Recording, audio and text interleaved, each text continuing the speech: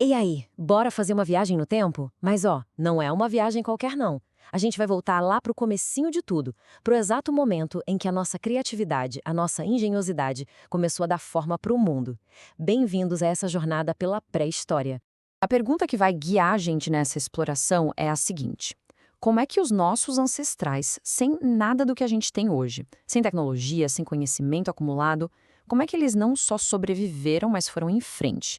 É uma história impressionante de superação e, claro, de muita invenção. Bom, primeiro, vamos alinhar os ponteiros aqui. O que é a pré-história? É bem simples, na verdade.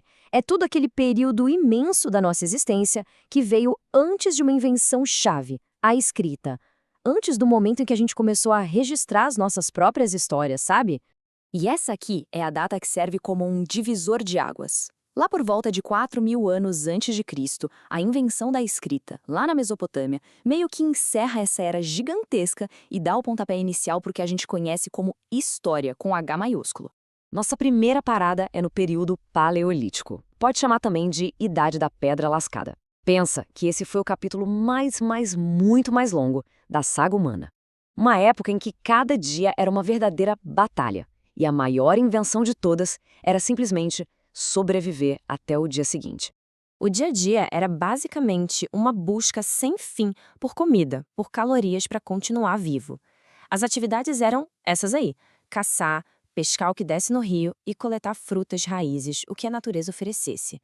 Isso quer dizer que a vida do grupo inteiro dependia do que o ambiente podia dar, dia após dia. E isso leva a gente para uma característica principal dessa era: o nomadismo.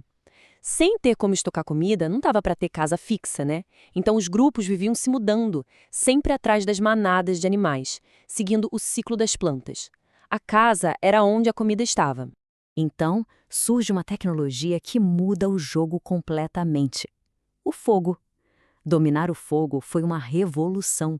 De repente, dava para espantar predadores, dava para cozinhar comida, o que facilitava a digestão e dava mais energia, e, claro, iluminar a escuridão e se aquecer.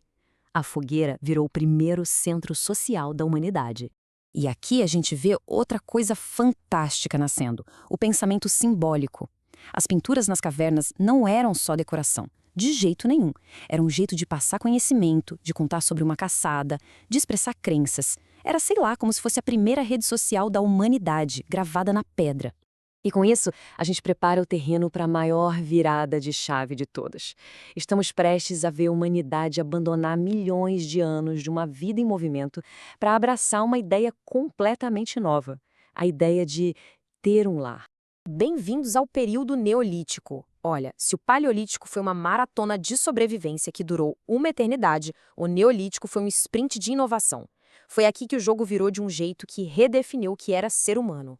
E o gatilho para toda essa mudança foi a chamada Revolução Neolítica. Pela primeira vez na história, a gente parou de só pegar o que a natureza dava e começou a produzir o próprio alimento. Como? Com a agricultura e com a domesticação de animais.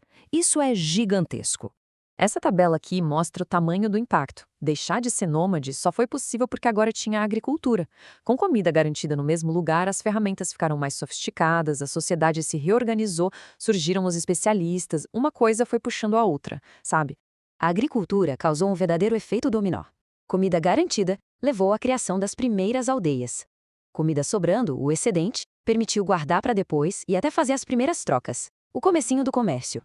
E como nem todo mundo precisava mais caçar ou plantar o tempo todo, novas profissões apareceram.